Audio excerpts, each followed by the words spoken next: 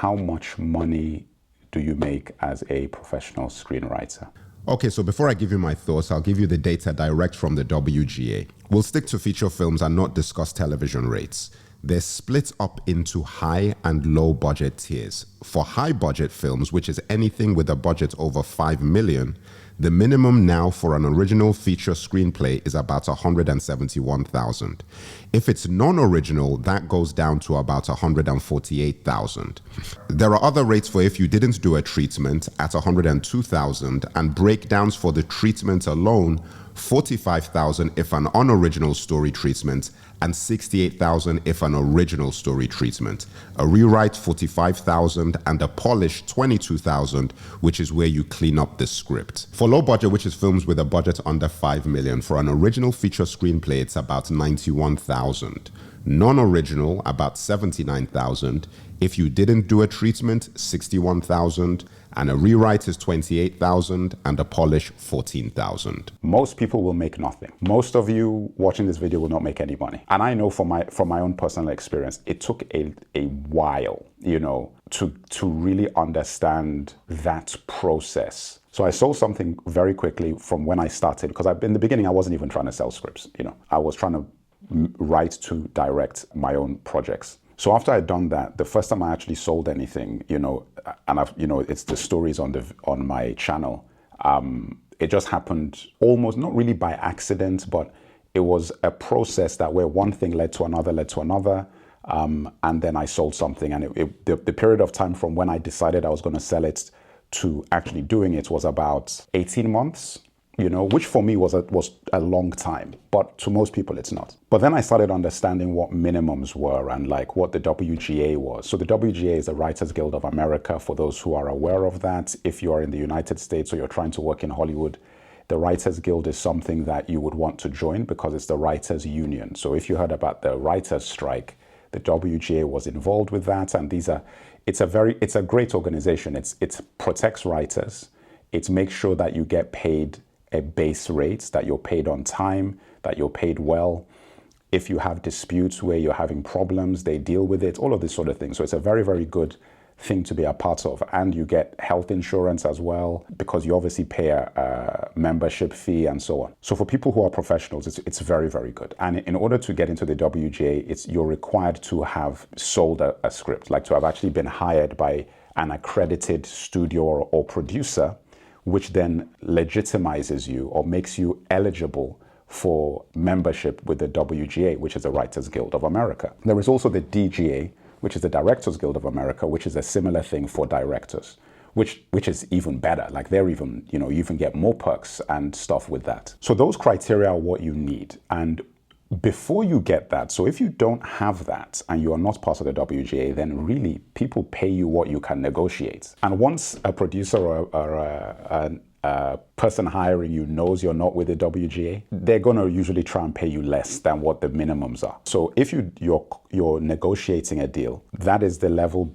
below which you cannot go. So I've been in both sides of that fence. I've been in a situation before I was in WGA where I was paid what I could negotiate, and I wasn't paid very much. I think the first deal I got $5,000, 5,000, which at the time was a lot for me, but that was it. But once you're in there, then you've got a minimum. Now, once you have that minimum, what starts happening is, let's say your minimum is 100K for a feature. Let's just go with features. Every time you negotiate a deal, your quote will increase. So if you have good representatives, you have a good agent, what tends to happen is that they look at your back catalog of what you've sold, and the compounding effect of selling scripts is not only the fact that you sell more things because more people want to hire you through referrals and just the material that you have, you also get more and more money. So for example, in my experience, where I started when I sold my first studio thing 15 years ago is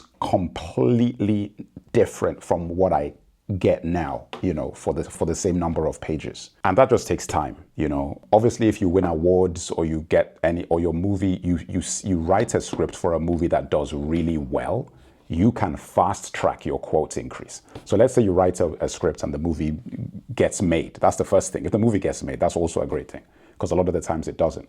But if the movie gets made and then the movie does really well, so the movie grosses like $200 million or something, your quote dramatically increases because people then feel if this person wrote something that generated that kind of revenue, they can do it again for me. And also the marketability of being able to say, from the writer of blah, blah, blah is this. That also has value, which is why I talked about getting awards and getting all the other accolades and so on. Those things actually mean something. So that's the reason why I said, thinking about what a screenwriter gets paid, there's so many factors that are involved in how much money you can make. Because if you have all the things I just told you, you can literally go from making a base rate. Let's say you get paid 100 grand for your first thing at WGA minimum. That movie actually gets made and does Blair Witch numbers. You see, it goes to like 200 million or whatever it is. The next script you write, you can negotiate for 5 million for your script. I'm not saying that you're going to get that, but I'm saying you could negotiate for something crazy for your next script because of what you did. Whereas if that didn't happen, you will still keep increasing, but the percentage increases project to project will be smaller. So that's really the answer to that of how much you make. But again, as I said, that is if you can get into the WGA, and in order to do that, you need to sell something. If you're outside of that, then it really is about your hustle and what you can do. But I really don't want you thinking about that if you're deciding to get into this industry. Yes, I know you've come to the videos like, oh, how much does a professional screenwriter make? I'm like, yeah, look, realistically, if you're really successful, you're making millions a screenplay. If you're doing television, you're getting paid for each episode, and then you're going to make, royalties on those episodes. If it goes to syndication, for example, or even if the show just gets picked up on day one of filming, you're going to make a whole bunch of money when it actually gets picked up and gets produced. So there's different tiers and waterfalls and points in the train that you will actually make money from TV.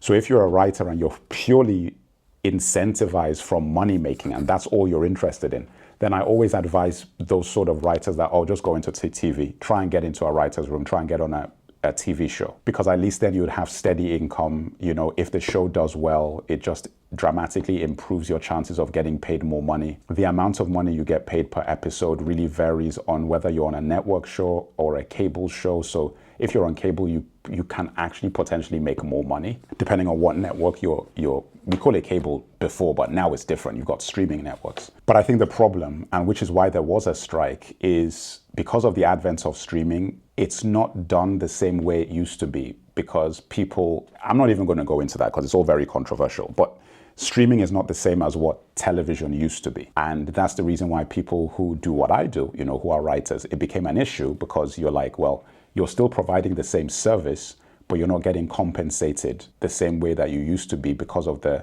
advent of technology and the way things are working in terms of distribution of material and so on. But you should never think about money, because it is so nebulous.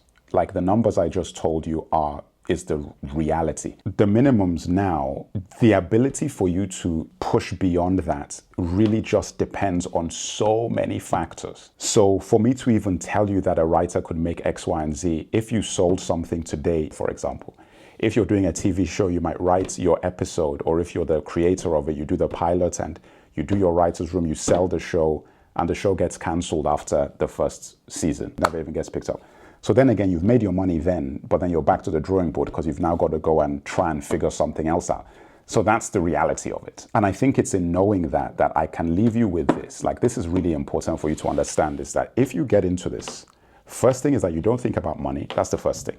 The second thing is that you understand how unpredictable your income is going to be regardless of your success level. And then after you've accepted those two factors, you make sure that you have another source of income as you begin the process till it begins to pay enough that you can survive as a screenwriter. I do not suggest that you go into this and you do not have a fallback, or you quit your job and you quit everything, and I would not suggest you do that, because it really is way too unpredictable financially for you to go about doing things that way. If you want to learn more about screenwriting, make sure that you are watching all my playlists on the channel. I've got tons of videos, and you are subscribed to my free newsletter linked in the description.